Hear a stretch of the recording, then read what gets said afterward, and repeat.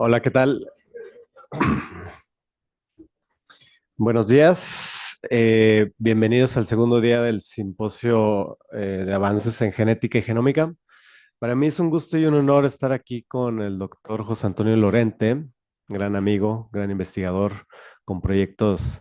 Voy a decir una palabra que ustedes utilizan mucho, pero no, me van a censurar. Son unos proyectos impresionantes, vamos a dejarlo así. Como es ProKids, para dificultar ¿cómo se dice?, el tráfico de órganos, o este proyecto que te vuela la cabeza, que es como el de los restos de Colón, ¿no?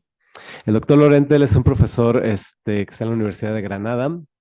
Él tiene un currículum bastante amplio. También es el director del Laboratorio de Identificación Genética, la Vigen. Cuenta con múltiples reconocimientos, ha sido, por ejemplo, director del grupo del GTAD, cuenta con numerosas publicaciones y pues, realmente es un experto. No me quiero extender mucho en la presentación, entonces mejor dejamos la palabra directamente, ¿vale? Muchas gracias. Este,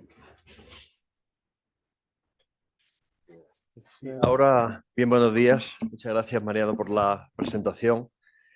Eh,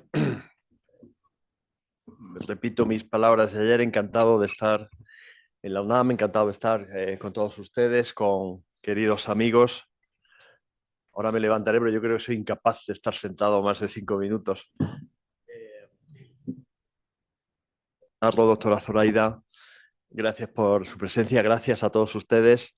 Un saludo también para todas aquellas personas, bastantes según me consta, que nos están siguiendo en la instancia. De modo totalmente simbólico, ya les anticipo, voy a poner el reloj aquí para tratar de hablar durante una hora, que es lo que tengo asignado. Yo voy a repetir lo que dijo ayer el doctor Narro.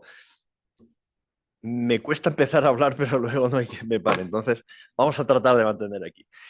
Saludos desde la Universidad de Granada, saludos de parte también de nuestro rector, el profesor Pedro Mercado, también un profesor que colabora muy habitualmente, él es del mundo del derecho, pero tiene múltiples proyectos de investigación con colegas de aquí, de México, y es un visitante frecuente de un país tan especialmente querido por mí, con lo cual para mí es un privilegio poder estar aquí hoy en día en la Escuela de Ciencia Forense y en la UNAM, la gran referencia como universidad de habla española, como también les decía ayer. Quiero decirle muchas cosas, bastantes de las cuales son reflexiones. La primera y más importante es que yo vengo a hablarles de un poco de nuestra experiencia en la Universidad de Granada, en la identificación de víctimas, en este caso particular, contexto específico de la Guerra Civil Española, y también de mi experiencia, ya por la edad, en muchos lugares del mundo durante muchos años, incluido en México, país en el que desde el año 1997 que vine por primera vez, bueno, miento, que no se enfade mi esposa, vine en el año 1990, nuestra luna de miel, nuestro viaje de novios, maravillosamente, que nos bendijo para toda la vida porque seguimos siendo muy felices, y estuvimos en un lugar que entonces estaba empezando a ponerse moda en Europa, que se llama Cancún. Hoy en día Cancún es Cancún, pero en el año 90 Cancún era un destino soñado por mucha gente y nosotros, pues bueno, conseguimos venir en aquel momento. Desde entonces no había vuelto nunca por temas profesionales hasta el año 97, en que sí volví y he vuelto en múltiples ocasiones. Y mis cálculos son que habré venido a México aproximadamente 100, entre 100 y 110 veces en estos últimos 20, 20 y tantos años, que viene a ser una media de 4 veces al año, y siempre en el tema de desarrollo de proyectos humanitarios y casi siempre con la ayuda del ingeniero Zogby. Voy a empezar por donde se suele acabar, que es agradeciendo, porque de bien nacidos es ser agradecidos. Gracias, Jorge, gracias, Eric, que andáis por allí, gracias a Distribuidora Comercial Zogby, que siempre de modo totalmente desinteresado ha apoyado mis viajes, mis desplazamientos para realizar programas de tipo humanitario, como es Deña Pro Kids, que lo comentaba Mariano anteriormente, el doctor Guardado, como fue el programa CENIX en su momento, como está siendo el programa de lucha contra el tráfico de órganos, sin ningún interés otro o más allá del de tratar de hacer que la ciencia forense sirva en el conjunto de la sociedad, en este caso mexicana.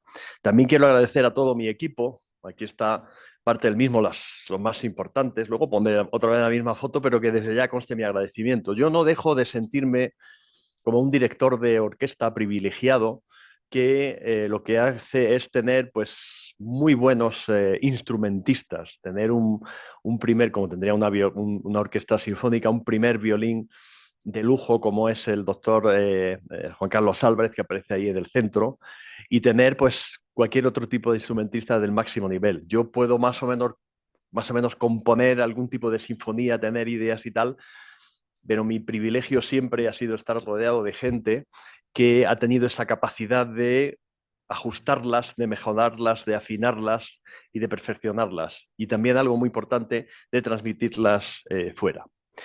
Tras estos agradecimientos que quiero que consten al principio porque, insisto, creo que es importante y no siempre al final, bueno, agradezco a mi equipo y tal, y bien, vale, no, yo lo agradezco de corazón y ahí queda dicho. Vamos a centrarnos en el tema.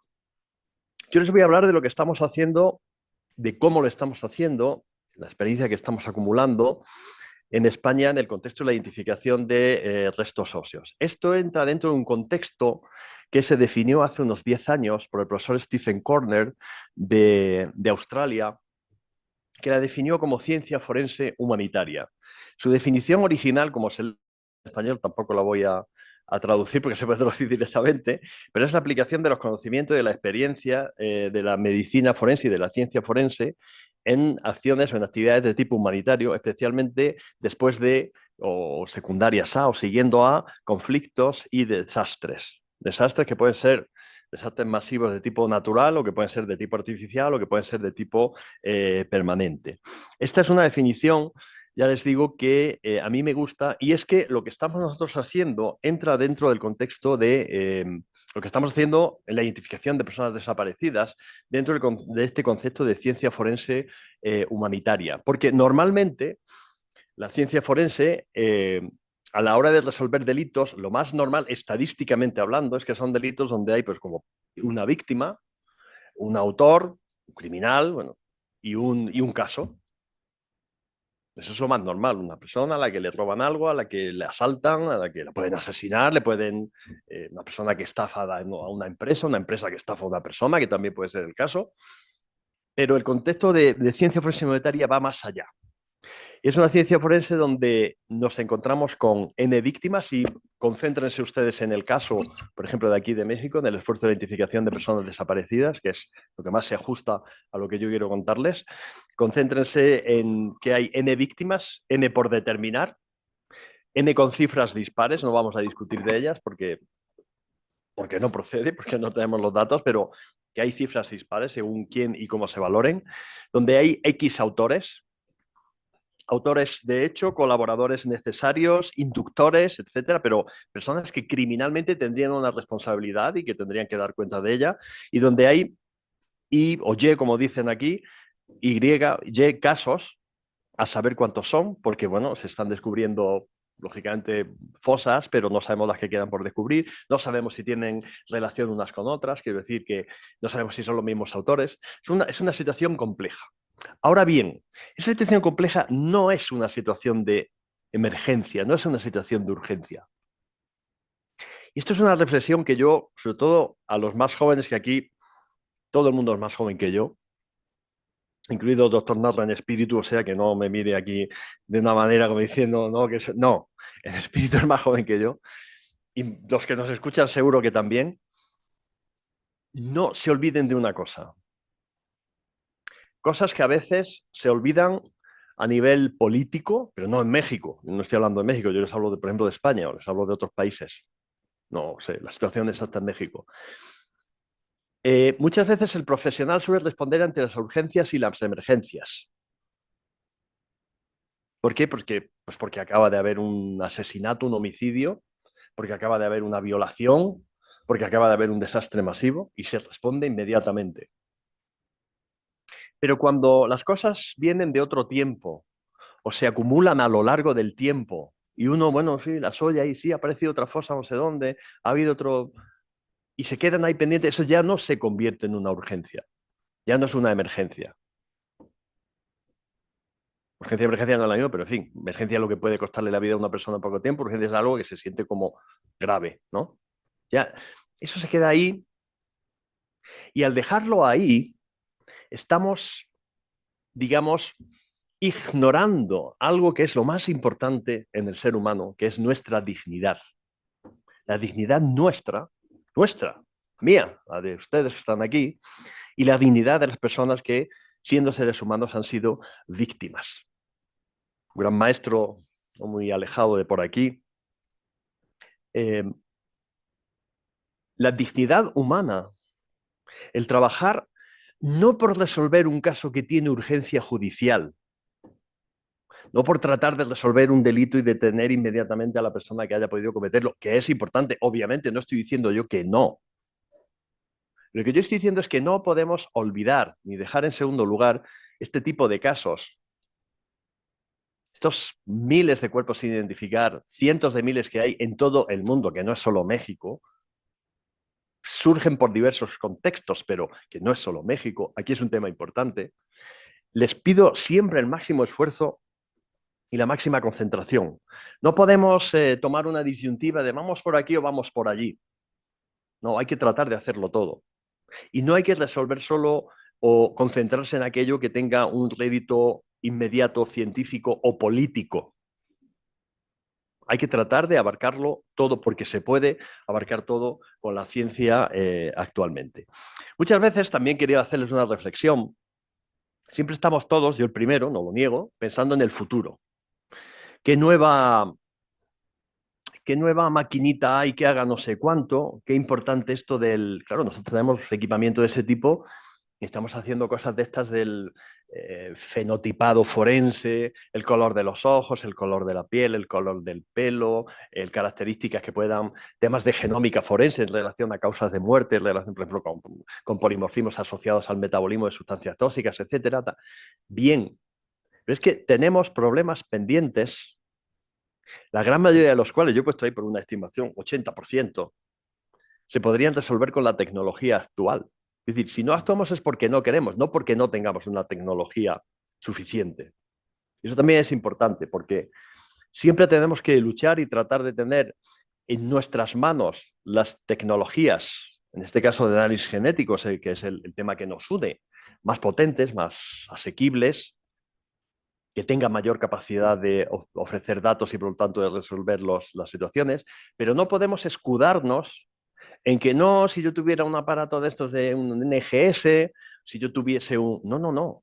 La tecnología actual basada en STRs, en microsatélites, en secuenciación, por ejemplo, de ADN mitocondrial, ofrece resultados, pero vamos, como para superar o ser capaces de superar el 80% de estas situaciones. Yo le pongo la fotografía de algunos de los equipamientos de nuestro laboratorio, el Laboratorio de Identificación Genética, la VIGEN, de la Universidad de Granada. Hoy en día hay equipamientos potentísimos que tienen capacidad digamos, de trabajar con múltiples canales, con múltiples dyes o coloraciones, es decir, que fluorocromos que son capaces de acumular una gran cantidad de información. Es decir, tenemos todo lo que necesitamos. Tenemos bases de datos, yo les hablaré luego de ello. Nosotros estamos utilizando en mi departamento, en mi laboratorio, en la Universidad de Granada, el énfasis, que este es un escudito que nos diseñaron GeneCodes, la compañía que lo vendió para la Universidad de Granada. Ahora lo vamos a cambiar porque le vamos a poner el logotipo de él, pero en fin, es un software que es universal, es compatible, lo tienen en muchísimos lugares. Yo personalmente siempre digo que es un software que, siendo compatible con todos y teniendo misiones similares a los que pueda tener, por ejemplo, digo Codis, por decir un gran software, desarrollado allá por los años 91, 92, 93 en la Academia del FBI, donde yo estaba haciendo un postdoctoral. Quiero decir que yo vi cómo hablaba Keith Monson, es la gran persona que desarrolló, buen amigo, un ingeniero informático, ingeniero en temas de computación, que desarrolló el principio, sembró la semilla de lo que era CODIS, porque luego tardó como 3 años más en desarrollarse, pero yo veía ahí, tal, porque lo que buscaba era no una hoja Excel que acumulase datos, que entonces ya existía y siguen existiendo, sino una hoja Excel que de manera automática hiciera cálculos complejos y que fuese capaz de disociar los datos de información personal de aquellos datos genéticos, etcétera, o sea, lo que es CODIS. Pero yo siempre digo que en temas humanitarios es muy importante tener no algo de refuerzo, un backup, que se diría, utilizando un anglicismo, ¿no? Otra zona de reserva o de... No, no. Yo siempre abogo porque el software que se utiliza en temas humanitarios sea totalmente diferente del que se utiliza en temas de tipo criminal. No por nada, sino por hacer que se desvanezca esa duda que muchas veces surge en la sociedad, surge en las asociaciones de familiares, de que si la policía, de manera genérica hablando, pero bueno, aquí serían fiscalías, las antiguas procuradurías, que si van a cruzar los datos de que se han dado por una familia de una persona desaparecida, a ver si hay alguien con antecedentes criminales en esta familia. Ustedes saben que se están poniendo de moda, sobre todo en su vecino del norte, que es en Estados Unidos, todos estos temas de búsquedas familiares y que como hay un cierto descontrol en un país que para otras muchas cosas tiene mucho control. Me encanta Estados Unidos, yo trabajé allí muchos años y vuelvo con mucha frecuencia por temas de trabajo, pero es un país que es una contradicción en muchos sentidos porque hay cosas por las que por una pequeña infracción a uno lo pueden condenar a 5 años de cárcel y hay otras veces donde cosas que para nosotros en una cultura, vamos a decirlo así, latina, cristiana y bueno, después de todas las evoluciones, por ejemplo, nuestro derecho a la intimidad y tal, nosotros lo tenemos mucho más desarrollado, pero también pasa en Europa, en Portugal, en España, en Italia, Francia. El derecho individual está, por ejemplo, muy por encima de países de tipo anglicanos o luteranos, como puede ser, por ejemplo, Inglaterra, por supuesto, o como puede ser, por ejemplo, Alemania. Yo individualmente es el pensamiento genérico, tengo más valor o mi valor es cuando menos igual que el conjunto de la sociedad. ¿Por qué se desarrollaron la base de datos de tipo genético? ¿Por qué se comparten datos de una manera un tanto, digamos, con mucha mayor facilidad en países como Estados Unidos, como Inglaterra, como Holanda, como Alemania, si se compara con Italia, con España, con tal? Ustedes saben que España, Italia, Portugal, Irlanda, con profundas raíces también cristianas católicas en este caso, fueron los últimos países de Europa en tener una legislación sobre bases de datos genéticas. Eso es cultural a lo largo de la historia, donde lógicamente hay una influencia de la mentalidad y del comportamiento social que está influido lógicamente por la religión, porque religiones marcan, dependiente de que uno luego sea creyente o no, pero marcan el modo de pensar en una sociedad, o cuando menos delimitan. Entonces, ¿qué pasa muchas veces con los software tipo? Pues que hay como una especie de, digamos, incredulidad de que todos los datos estén juntos en un mismo lugar, aunque son índices totalmente diferentes. Yo conozco CODIS, nosotros manejamos CODIS y uno puede tener datos en la parte de identificación de personas desaparecidas que nunca jamás, bajo ningún concepto, se cruzan con los datos de tipo criminal. Pero el mero hecho de que esté todo en el mismo lugar, o sea, el que aquí estén los ciervos y allí estén los leones, no hay una puerta que es infranqueable y una... Ya. Pero yo si duermo en un zoo, prefiero dormir al lado de los patos y no al lado de los leones, por mucho reja que tengan los leones entre donde ellos están y donde está mi cama. Y esto, bueno, todo esto lo tenemos ya. No hay que pensar en más cosas. Nosotros en la Universidad de Granada estoy dando cuenta que esto está en inglés, pero bueno, es igual. En la Universidad de Granada siempre hemos tenido una visión muy humanitaria, muy de aplicación de la ciencia forense. Antes de que surgiera todo este concepto de ciencia forense humanitaria, nosotros lo que veíamos, y yo personalmente, es lo siguiente. Vamos a ver, hay una tecnología y hay un problema. ¿Por qué no aplicamos la tecnología ya en resolver este problema? Porque muchas veces los universitarios, y yo me considero universitario al 99.99%, es decir, que algún fallo tendré, pero yo básicamente me considero universitario, estamos con los temas de investigación, de avance de la ciencia, de la tecnología, de tal, y vamos dejando detrás cosas una vez que están publicadas en buenas revistas, claro, que es nuestra pretensión, porque vivimos de eso.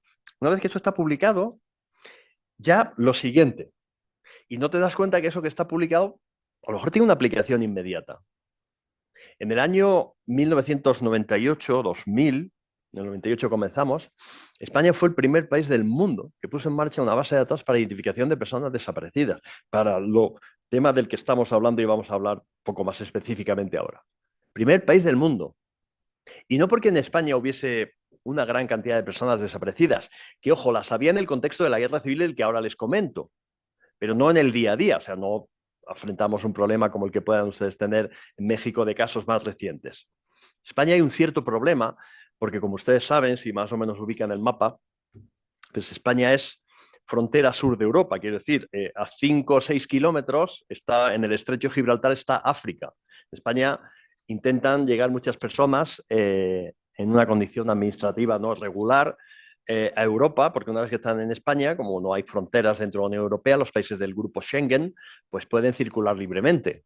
No puede ir andando, va a ser difícil, pero en fin, uno en coche, manejando un automóvil, puede ir desde donde yo vivo, Granada, que está en el sur de España, hasta el norte de Noruega y no hay fronteras, no hay control de pasaporte, ¿no? Porque son países que se llama el grupo Schengen, que no es toda la Unión Europea, pero países que donde hay una libre circulación de personas y mercancías. Y una vez que esos inmigrantes llegan a territorio español, ya están en la Unión Europea. Y no se les expulsa, no pasa como allí al norte, no sé por dónde está el norte, pero por allí, por donde esté. No hay un... No se le... Hay países, muy pocos, con los que la Unión Europea, no España, porque ya a esos niveles un país no funciona en Europa como país independiente, sino como Unión Europea, tienen acuerdos de devolución de personas. Por ejemplo, Marruecos, Argelia. Pero la gran mayoría de las personas que llegan no son de esos países. Y una vez que están en España, están en Europa, se les acoge, se les da una documentación provisional que luego pasa a ser definitiva y tienen libre circulación. Muchas de esas personas, muchas no, vamos a decir la verdad, un porcentaje elevado, con lo cual muchas de esas personas fallecen y las arroja el mar, el Mediterráneo o el Atlántico, si es en la zona del oeste, hacia las costas españolas y aparecen como personas no identificadas. Y muchas de ellas no podemos identificarlas porque no tenemos muestras de referencia de sus familiares, ni datos antropológicos, antropométricos, odontológicos, ni de ningún tipo. En España hay en este momento, fuera del contexto de la Guerra Civil Española, unas 4.000, entre 4.500 y 5.000 cadáveres sin identificar. El programa Fénix surgió para eso. Oiga, si nosotros tenemos en nuestros cementerios cadáveres no identificados, que no están en fosas comunes, están en un nicho, pero con un número, que es el número de diligencias previas de la investigación judicial que se hace cuando aparece un cuerpo de una persona. Si tenemos aquí cadáveres no identificados, si tenemos aquí familiares buscando a personas que han desaparecido hace mucho tiempo y de las que no saben nada, oiga, ¿por qué no hacemos ADN y cruzamos los datos y tal? Bueno, eso no se había hecho nunca.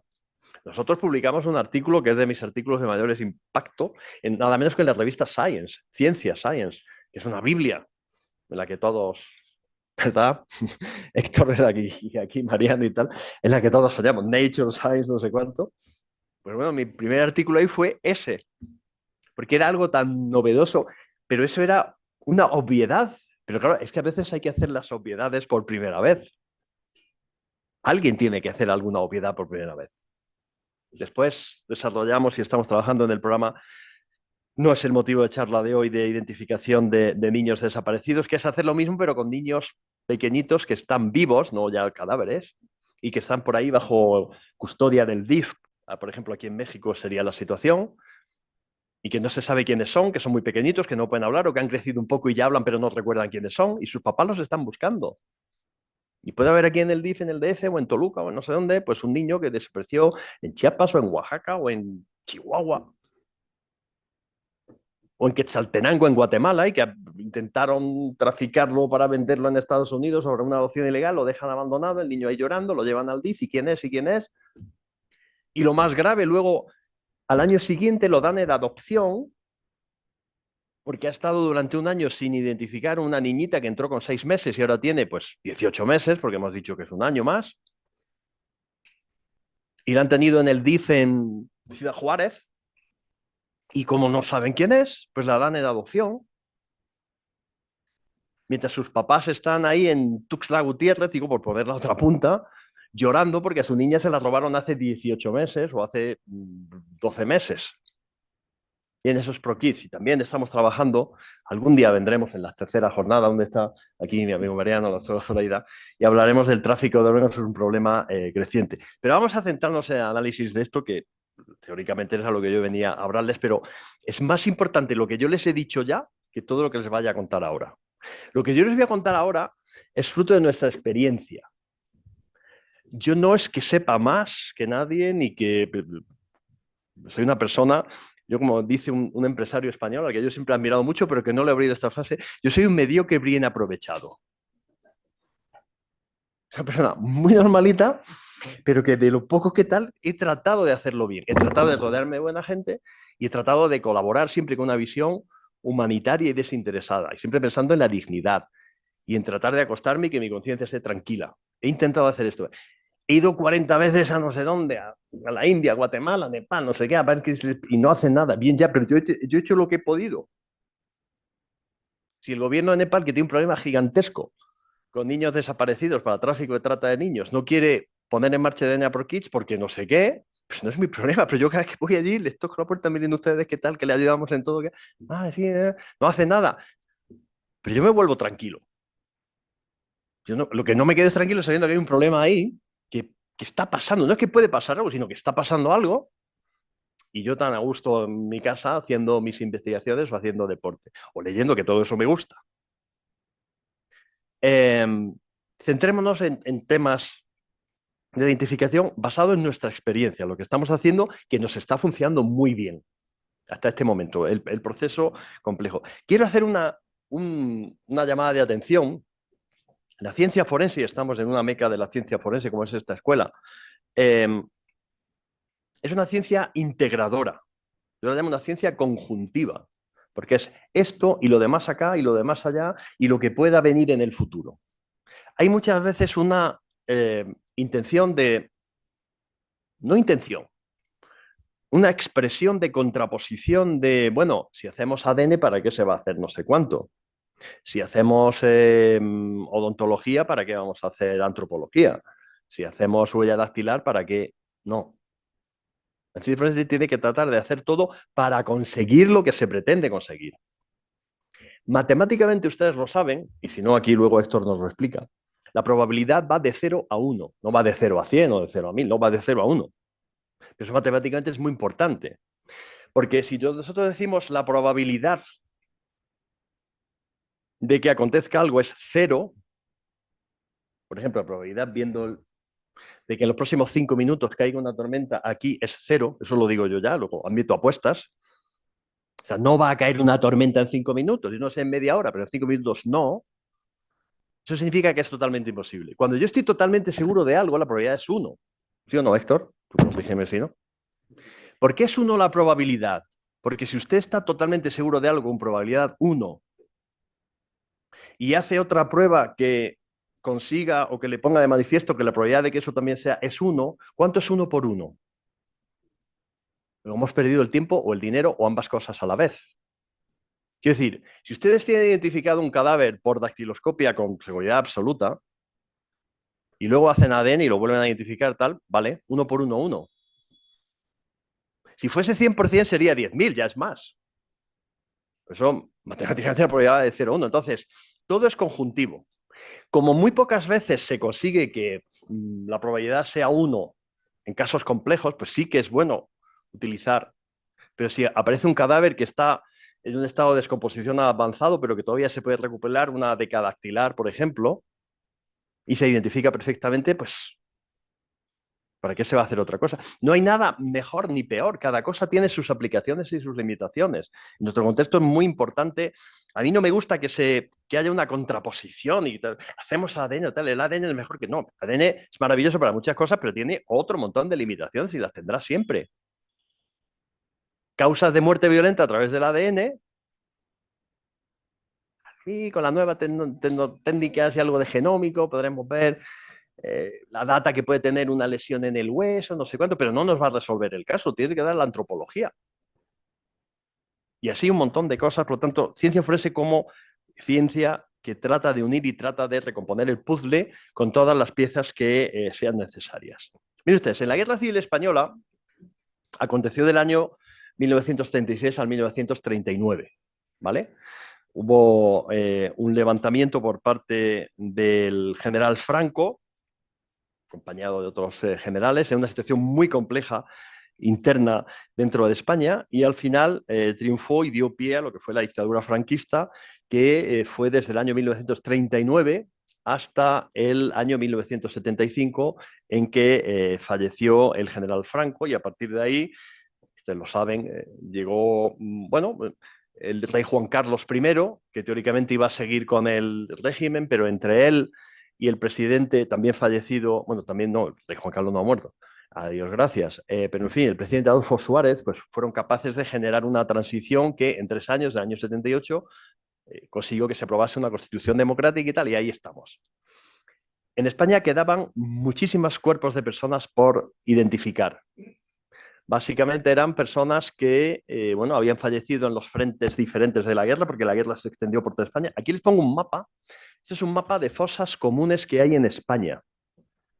¿Vale? Este mapa, bueno, el color de las fosas comunes, el color de los puntos que hay ahí, es según el número de víctimas que hay. Las que hay en color rojo son aquellas que tienen más de 10 víctimas, las que hay en color verde son las que tienen menos de 5 y entre 5 y 10 está en color amarillo y luego hay otra serie de clasificaciones. Todo el sur de España es una región autónoma, nosotros hablamos de regiones autónomas, que serían equivalentes a estados, que es Andalucía, que es de donde yo vengo. Andalucía, que es mi región, pues ahí la tienen, y ahí tienen el mapa de fosas comunes. ¿Estoy yo aquí tapando cuando estoy aquí sentado? ¿Lo ven bien? Bien. Voy a levantarme aquí, ya no puedo estar más sentado. Vean aquí, esta es toda la zona de Andalucía, para que nos escuchen bien por las personas que están conectadas. Aquí estaría, ¿vale? Portugal, por lo tanto este es el oeste y aquí es el este. Toda esta es la zona, digamos, del sur, que es Gibraltar. Aquí está ya África. Yo vengo de Granada, de la provincia de Granada. Yo nací en el norte de la provincia de Almería. Andalucía tiene 8 provincias, ¿vale? Cuyos nombres aparecen ahí, por cierto. Pues yo vengo de esta zona, del norte de la provincia de Almería, que es todo esto, es como un triángulo. La guerra civil española fue mucho más intensa, hubo muchas más luchas y batallas y problemas en toda la zona, digamos, occidental, toda la zona del oeste, como puede verse, donde la gran mayoría de las fosas comunes pues, proceden de toda aquella zona. Y nosotros, en el Laboratorio de Identificación Genética de la Universidad de Granada, por disposición del gobierno de la Junta de Andalucía, que es nuestro gobierno autónomo, sería como el gobierno del Estado, aquí o de una entidad federativa, aquí en México, somos el laboratorio designado oficialmente para hacer los análisis de ADN de todas las víctimas del periodo de Guerra Civil Española, que nosotros llamamos de memoria democrática e histórica. Porque no solo entiende el periodo de la Guerra Civil 1936-39, sino que en los años siguientes, iniciales de la dictadura, pues hubo también, o sea, la guerra acabó, pero había gente que todavía seguía en las montañas y en esto y en lo otro tratando de luchar, y entonces hubo pues múltiples, digamos, personas que las asesinaron, que fallecieron en enfrentamientos y que las enterraron y que, bueno, ahí está. Se calcula que puede haber más de 50.000 víctimas en toda Andalucía. Son cálculos, claro.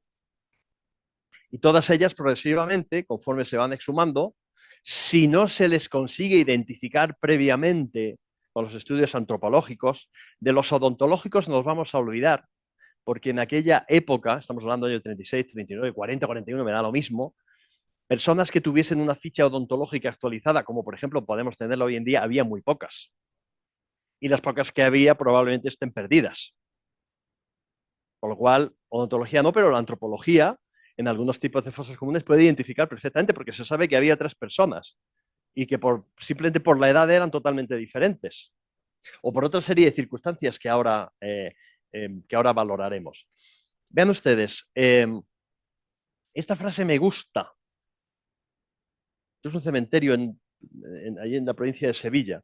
No queremos que nadie haga política con nuestros muertos. Es una tendencia universal, necrófila, de muchos políticos en muchos países del mundo. Yo lo he visto, no estoy hablando de México, lo conozco, eso piensan ustedes, pero yo lo he visto en Asia, lo he visto en España. España es una detrás de otra, eso sí lo digo como español. Parece una fosa común, una dictadura, porque esto, porque lo otro, tal, y políticamente, que sí. No, Esto es un tema, lo hemos dicho ya, de dignidad humana que está por encima de todo, incluidas las miserias de la vida y de la política, que también tiene sus miserias. Alguien puede dudarlo, pero la política tiene sus miserias. No queremos que hagan política con nuestros muertos. Antropología. Yo no vengo a hablar de antropología, entre otras cosas, porque, hombre, como médico especialista en medicina legal y forense, sé antropología, pero no es un tema de antropología. Ahora, la antropología es y debe ser un paso previo imprescindible a los análisis de tipo genético. Con lo cual, es imprescindible que los antropólogos trabajen bien y estén coordinados con nosotros, junto con los arqueólogos y con cualquier otro tipo de experto que haga falta para realizar las exhumaciones.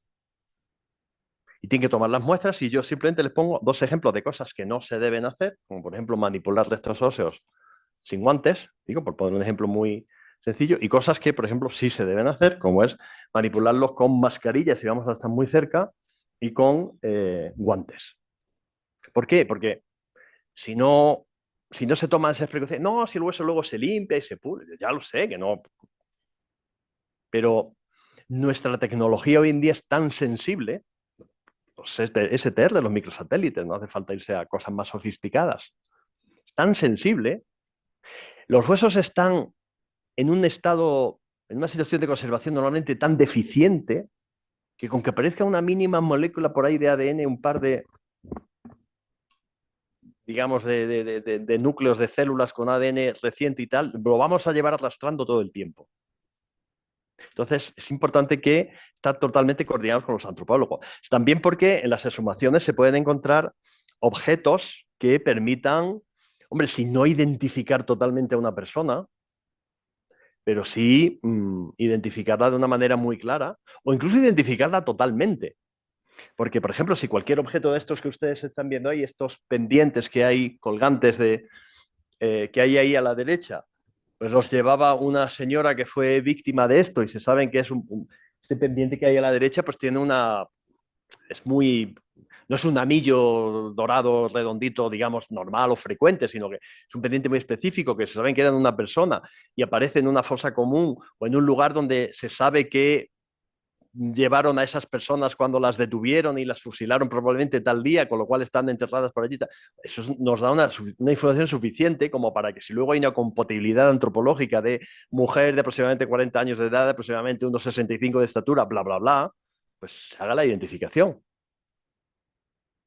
Entonces, eso es también muy importante, objetos que puedan aparecer de todo tipo. También los antropólogos son importantes para nosotros por el tipo de muestra que tienen que mandarnos al laboratorio. Esto es un trabajo, esto está sacado de un trabajo que nosotros publicamos. Hemos publicado como una serie ahora de tres o cuatro trabajos en revistas de estas de tipo Forensic Science International, International Journal, de todo mi equipo, porque estamos acumulando una experiencia muy grande en esto. Y esto es los fragmentos óseos que mejor funcionan. Mi querido amigo, porque es un querido amigo y profesor de antropología genética de la Universidad de Florencia en Italia, David Caramelli, publicó hace aproximadamente 12 años, 12, 14 años, yo creo que fue por el año 2010, un trabajo en el que dijo, y es verdad también de acuerdo a nuestros estudios, que el mejor hueso para obtener ADN, mejor que el fémur, incluso mejor que los dientes, es el peñasco, el hueso petroso, que es parte del hueso temporal.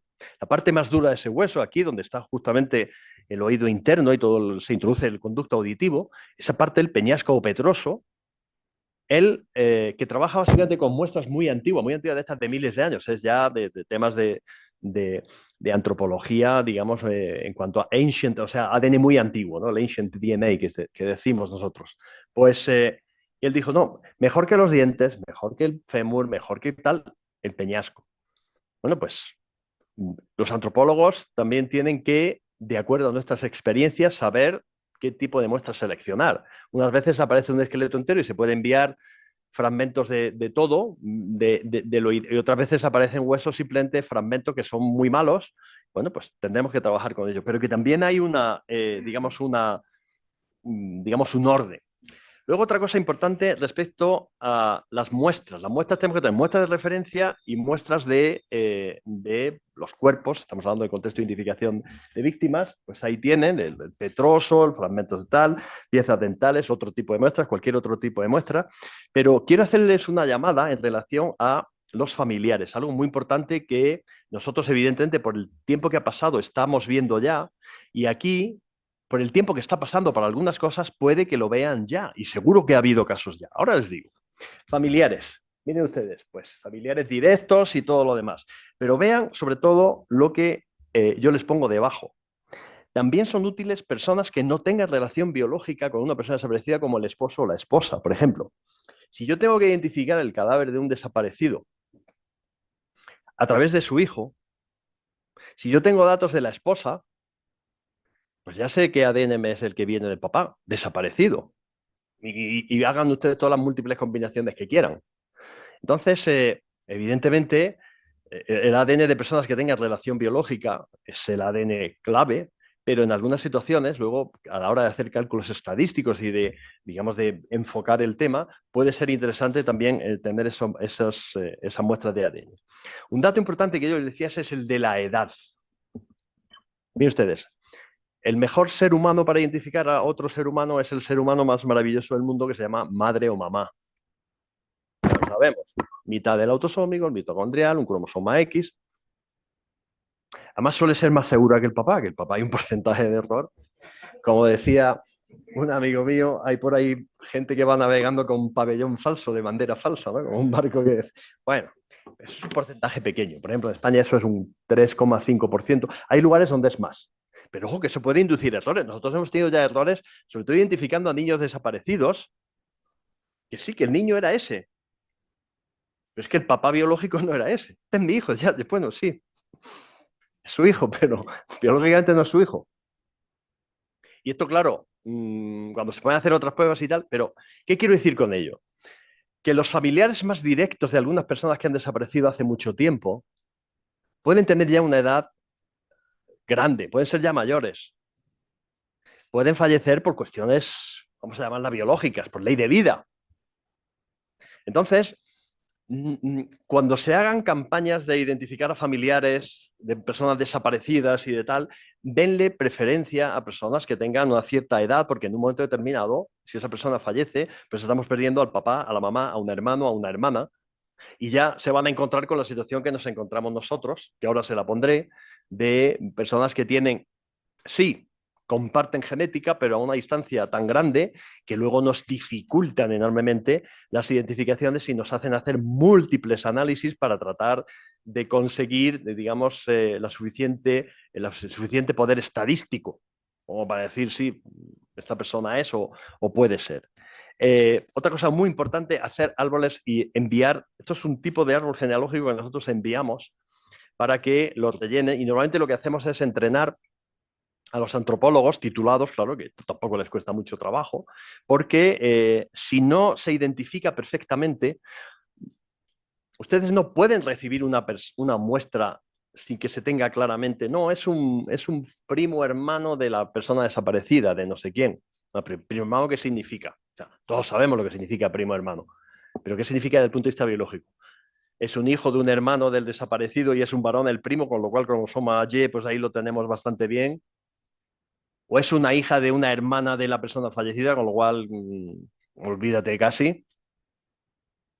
Entonces, es imprescindible que ustedes tengan esto perfectamente definido y que se rellene adecuadamente y que se identifique adecuadamente. Porque si no, luego no van a saber cómo interpretar los datos, no van a saber cómo cargarlos en un sistema de gestión del laboratorio, sistema LIMS, que nosotros estamos utilizando y que brevemente les mostraré luego. Evidentemente, de manera muy genérica, prioridad en la selección de muestras, pues está evidentemente sobre la persona desaparecida, sus padres, papá, mamá, padres, de manera genérica, papá o la mamá, y a lo mejor la mamá, evidentemente, ya lo sabemos. Papá, mamá, hijos, hijas de esa persona fallecida. Luego iríamos ya con hermanos, con tal, con todo lo que están viendo ahí. Hasta incluso generaciones bastante alejadas que, si tenemos la suerte de que tienen digamos, un seguimiento a través del mitocondrial o del cromosoma Y pues hombre, nos pueden dar una información muy grande porque una vez que tengamos un match, una identificación, pues a partir de ahí nosotros podemos ir hacia adelante. Aquí les mando, o les mando, no, les pongo una imagen de la información que nosotros mandamos desde la Universidad de Granada a los familiares para envío del kit de toma de muestras. Las muestras nosotros enviamos, son hisopos de algodón normales con un consentimiento informado, que también el modelo les pongo ahí, es un modelo que aquí tienen que tenerlo. Consentimiento informado es básico e imprescindible. Y tienen que tener cuidado cómo lo hacen. Tienen que poner que, por ejemplo, si es el caso, esos datos se irán a base de datos desaparecidos, pero que se pueden compartir con otras entidades federativas o con otros laboratorios que estén autorizados para realizar esa investigación. Porque si no, ustedes puede, por ejemplo, eso en España se hizo bien porque una vez hubo un problema hace muchos años. Ustedes me ceden a mí una muestra para la base de datos de desaparecidos en Andalucía, el estado del sur. Pero luego hay que compararlo con una muestra o hay que enviar esos datos a una muestra, por ejemplo, no una muestra, sino para comparación con la base de datos de Madrid o de Cataluña o de Castilla-León. Y si yo no tengo autorización para... A mí como científico es que esa cosa... pero como especialista en medicina legal y por lo tanto el mundo del derecho, conociendo el mundo del derecho, tienes que andarte con mucho cuidado. Porque incluso en un contexto humanitario te puedes, como diríamos nosotros en español castizo, meter en un problema. A usted se le dio esa muestra de manera específica para tenerla en su base de datos, no para que usted comparta, ni siquiera de manera anónima, no lo exime de la responsabilidad. Entonces, vamos a tenerlo. Nosotros enviamos estos hisopos bastante normalitos, de los más baratos y normales que hay, accesibles, para que se tomen las muestras, que normalmente los toma alguien que sepa.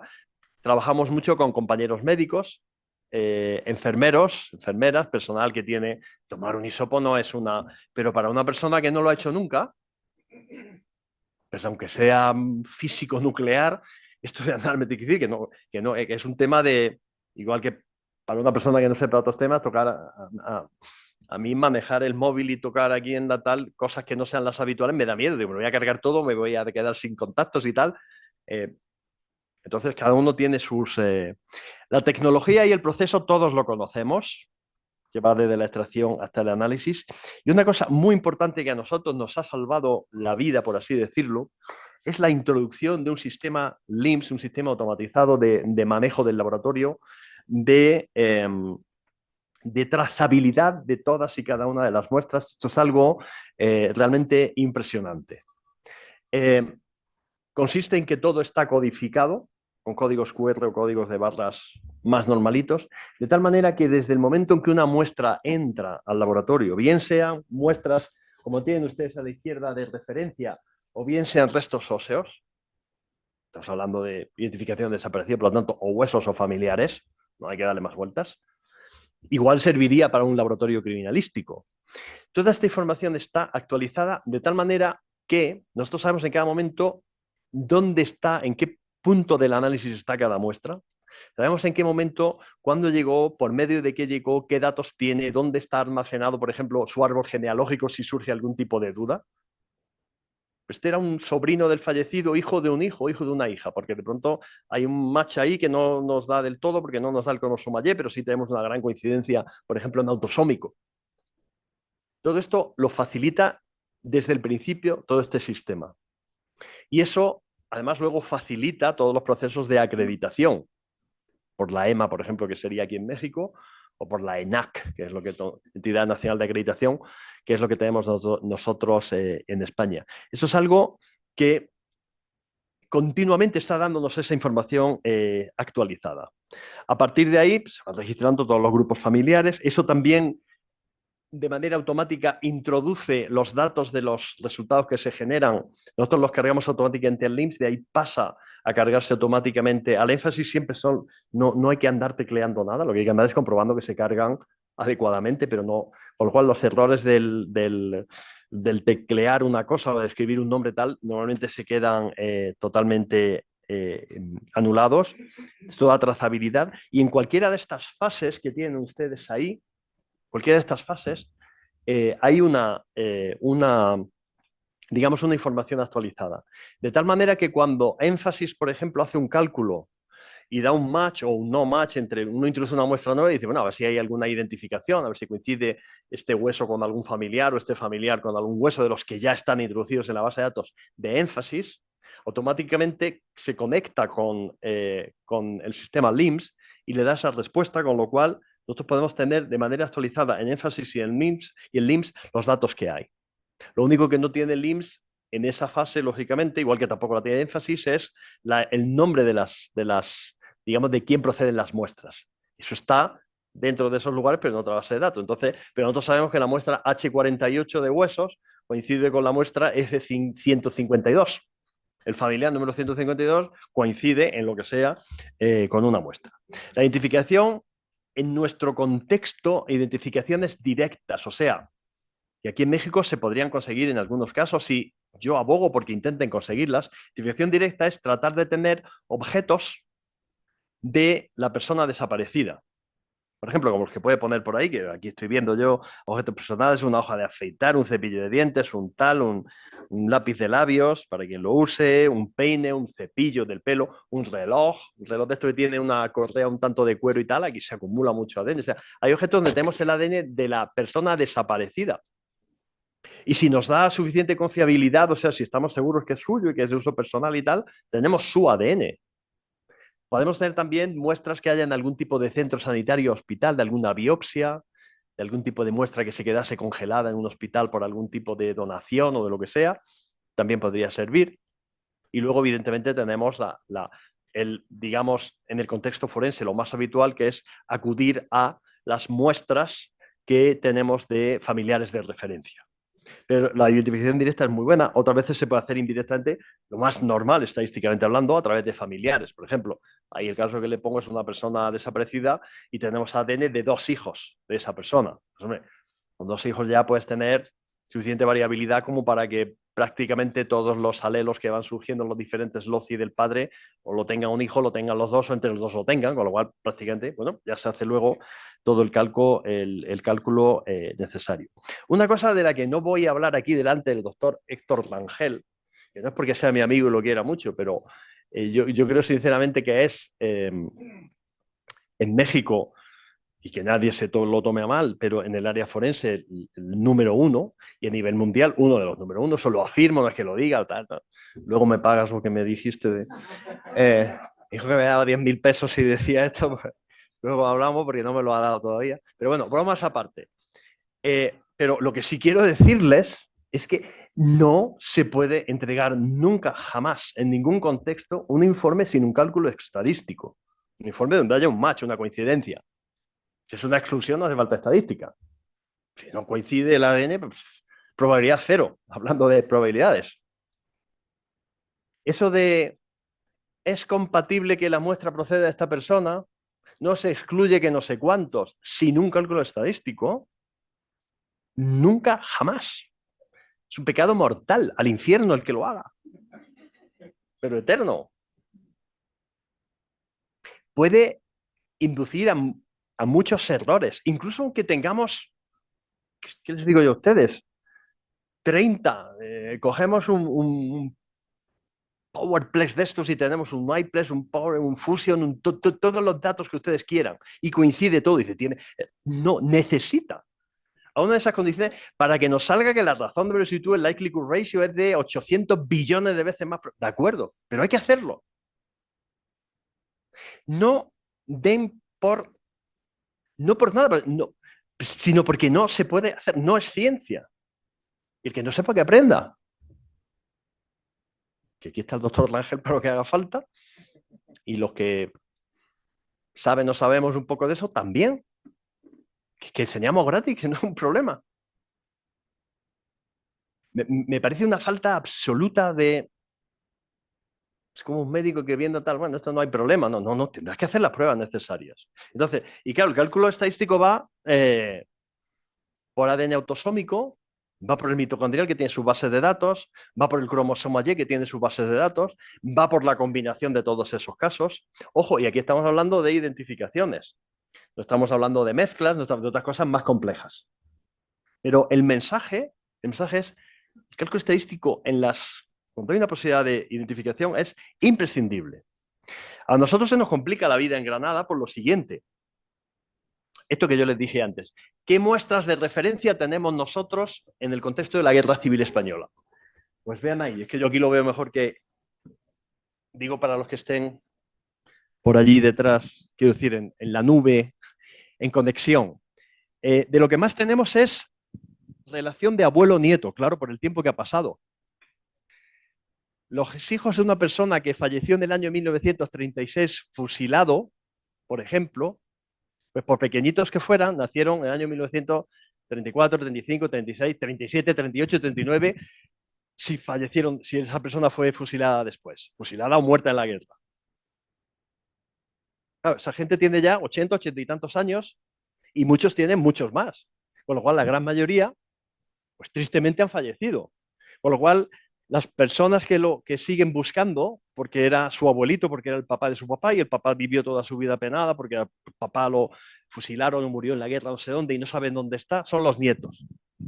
Luego, relación padre, madre, hijo, hija, padre, madre, olvídense, pero en fin, hijo, hija y tal, tenemos un porcentaje todavía grande. Aquí lo hicimos más o menos bien eso que yo les dije antes. Es que cuando comenzó esta base de datos, inmediatamente decidimos identificar de todas las familias que reclamaban, porque esto hay que reclamarlo, quiero decir, oiga, que mi papá, mi abuelo tal murió, entonces uno entra en esa base de datos y le dimos preferencia absoluta a tomar muestras de personas que eran mayores o de personas que tenían algún tipo de patología, de enfermedad grave, que pudiese morir a corto plazo por lo que fuese. O personas con enfermedades neurodegenerativas que en un momento determinado iban a tener problemas para dar un consentimiento y ya habría que darlo a través de tutores y tal, legales, que eso es más complejo. Tenemos mucho también de tío sobrino. Fue mi tío, el hermano de mi papá, el que falleció. ¿Vale? Y luego ya tenemos, fíjense, bisabuelo, bisabuelo, bisnietos, primos, muy poco porque esto realmente tiene tal. Incluso tenemos, vean lo primero que aparece ahí, relación por aclarar. O sea que pese a todo eso que yo les he dicho de que les enviamos un árbol genealógico completo para que pues algunas veces no viene claro. O detectamos que hay algún tipo de, simplemente por los apellidos, que no puede ser hijo de un hijo, tiene un apellido diferente. Entonces, no, es que se cambió el apellido, tal. Vale, pero eso hay que aclararlo, ¿de acuerdo? Les pongo una cosa, un trabajo que vi hace poco de aquí de México, gente incluso de aquí de casa, Mendoza Castellanos y Pérez Flores, sobre el lanzamiento de almacenamiento y cotejo y análisis de datos genéticos para investigación forense en México. Esto es un trabajo del año 23, ¿vale? ¿Perdón? ¿Es la última plática? Bien, pues entonces no iba a dedicarle mucho más tiempo porque digo, pero que simplemente, ¿está aquí alguna de las autoras? Vale, no, quiero conocerla, me parece un trabajo muy, muy, muy bien hecho y muy, muy, muy valiente. Porque en ciencia hay que ser valiente, porque yo veo una cosa científicamente, después de lo que sea, y o me callo, porque me da miedo de lo que sea, o digo, no, miren ustedes, que eso se está haciendo mal. Esto es simplemente datos de almacenamiento y búsqueda de concordancias que se están utilizando en los diferentes estados de aquí de México y los cálculos estadísticos, cómo se realizan. E incluso les pongo aquí un mapa de los dos anteriores, donde lo que se ve es que dependiendo de, porque por ejemplo ustedes tienen ahí en Baja California, que la tienen del mismo color, igual que tienen ahí Sonora, Chihuahua, ¿no? Desde el estado del norte, que están en un color de una manera, pero que luego pasan a un color del otro. ¿Esto saben cómo se llama? Con todo el cariño y el respeto, caos. Se llama caos. ¿Tiene solución el caos? Por supuesto. Ya le dirán después, pero hay que ponerse, o sea, hay que ser consciente de que la situación no puede seguir siendo caótica y hay que tratar de unificar datos. Porque ahí se está utilizando bases de datos, bases de análisis de cálculos estadísticos, etcétera, que son incompatibles. Y nosotros necesitamos compatibilidad. Y me gustan algunas de estas conclusiones que dicen aquí, luego, como vienen después, pero, por ejemplo, la última que tengo de ese cuadrito en rojo. También es fundamental que la institución encargada de la búsqueda e identificación de personas desaparecidas en México sean transparentes en cuanto a la gestión de datos que manejan, en particular respecto a las familias y tal. Es un tema que tampoco es el específico. Yo venía a hablarle de lo que estamos haciendo y cómo lo estamos haciendo nosotros en España, pero que aquí se está trabajando mucho y se está trabajando bien y hay grandes profesionales, algunos de los cuales tengo aquí delante y otros estarán al otro lado de la pantalla. Y lo que hay que hacer es dar los medios adecuados. Bien,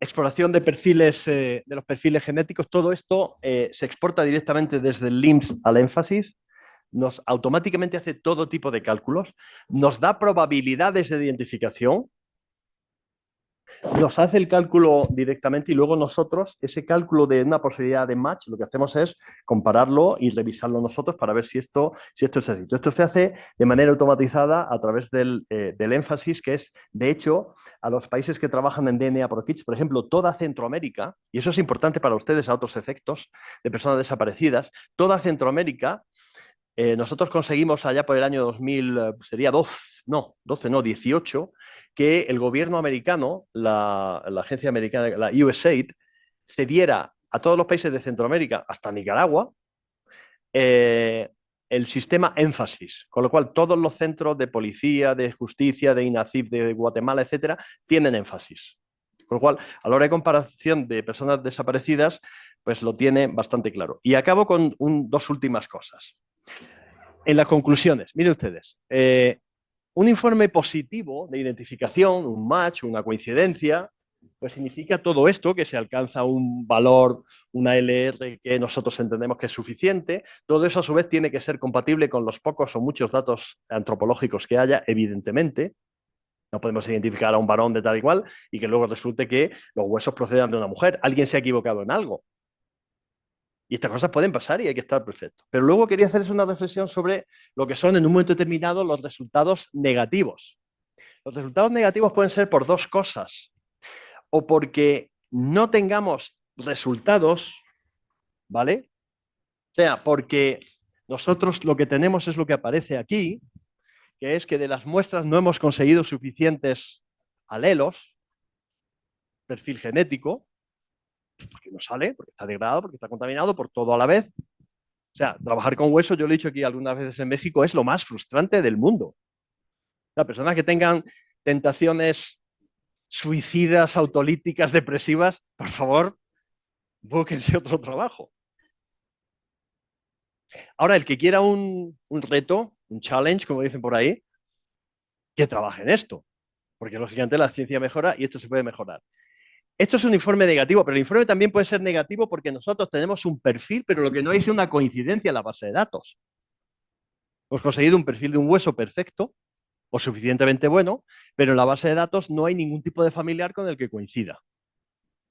Por lo tanto, de esa manera lo tenemos nosotros que hacer y luego debe de expresarse en los informes. Quiere decir que es que muchas veces es que el laboratorio, ¿nosotros conseguimos sacar ADN de todos los huesos? No, claro que no. Y depende de la zona de donde vengan los enterramientos y tal, pues salen mejor o salen peor y depende del hueso que haya, depende de... Pero muchas veces es que faltan muestras de referencia porque no hay familiares o no hay familiares adecuados o familiares que no han querido contactar porque quieren olvidar ese tema. Todo eso hay que tenerlo presente. Pero mientras tanto lo que hay que hacer es trabajar bien. Acuérdense del tema que es un tema básicamente de dignidad humana y sean siempre agradecidos y estén en contacto con todas las personas que en un momento les apoyan y trabajen en equipo y hagamos entre todos una ciencia constructiva. Muchísimas gracias a la UNAM y a la Escuela por acogerme. Gracias.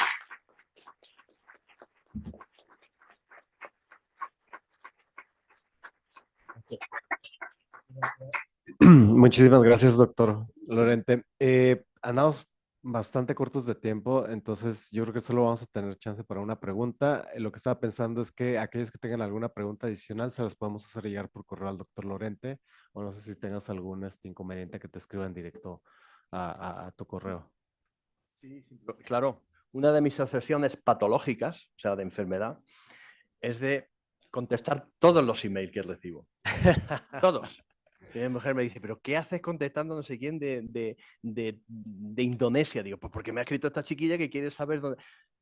Entonces, si yo lo digo de otra manera, Si alguien me manda un email a esta dirección, por ejemplo, que es la de la universidad, jlorente@ugr.es, y yo no le contesto en menos de 24 horas, o no he recibido el porque se ha perdido por ahí o es que me he muerto. Es decir, opción B, opción B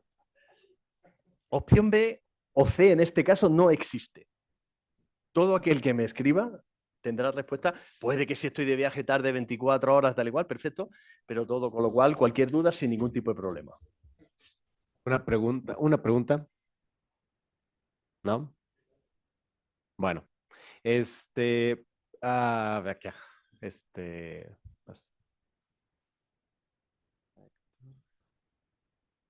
¿Escucha? Sí. Hola, buenos días, doctor. Muchas gracias por su ponencia. Estuvo muy interesante. Me parece muy importante esto de la ciencia forense con un enfoque humanitario. Creo que nos hace mucha falta.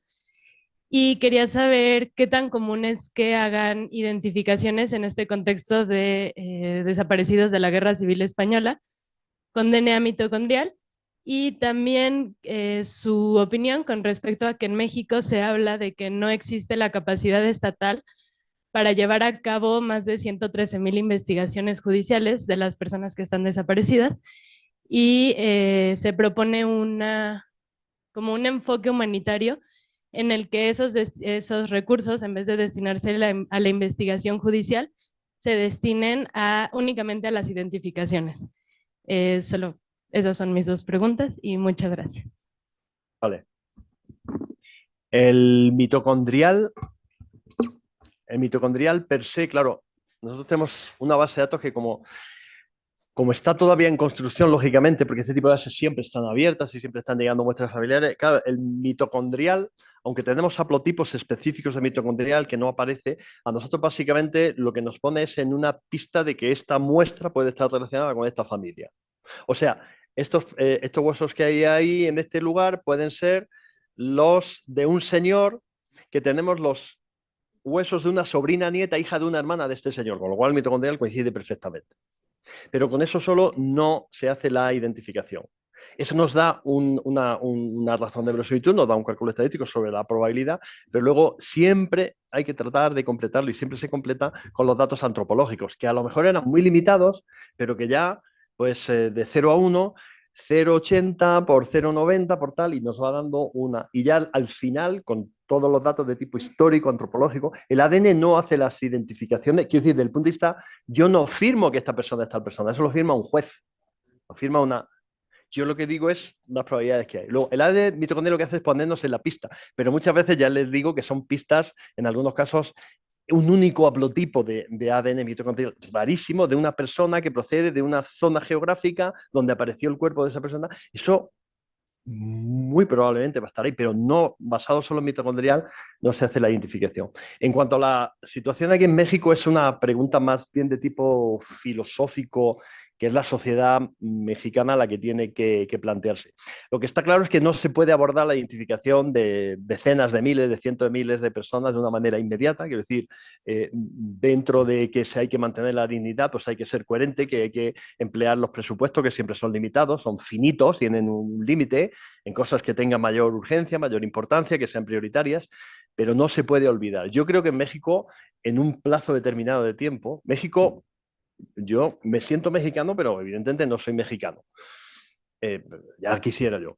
Pero tienes capacidad sobrada de lo más importante que es el capital humano, que muchas veces es menospreciado, pero hay muy buenos, muy buenos, decenas, cientos de peritos forenses en genética, muy buenos, suficientes como para hacer este tipo de analíticas. Lo que hay que hacer es decir, todos los años hay que destinar un 20% y transmitir, en mi opinión, una opinión que la digo con toda la amabilidad del mundo y tal, y que se diría a quien hiciese falta, sean ustedes capaces de transmitir, que tiene que ser desde esferas políticas, la sensación de que realmente se está trabajando en esto de manera coordinada y a fondo y que hay un interés real en hacer todo lo posible por resolver esos casos. ¿Vamos a tardar 10 años? Sí, pero para el año 2034 este tema va a estar realmente resuelto. La sensación que se puede generar de que si no se hacen bien las cosas o si se ha invertido mucho dinero y si no se han conseguido resultados, etcétera, es peor que la que puedes transmitir de la otra. Esto es imposible identificarlo en 2, 3, 4 años, totalmente imposible, pero que intentasen hacer todos los análisis porque van a faltar muestras de referencia, porque va a haber problemas.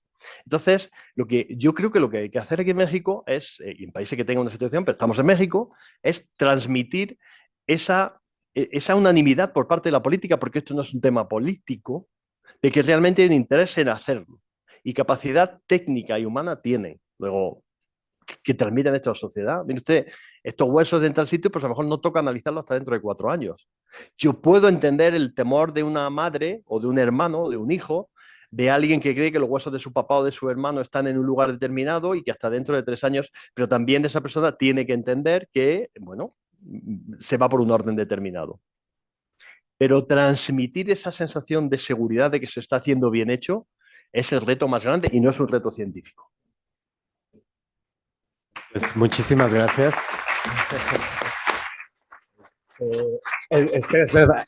Vamos a entregar una constancia, pequeña gran constancia por tu participación. La verdad es que, como siempre, tus charlas muy enriquecedoras. No es una despedida, sino es una hasta pronto, porque es muy probable que nos vamos a volver a ver. Y muchísimas gracias.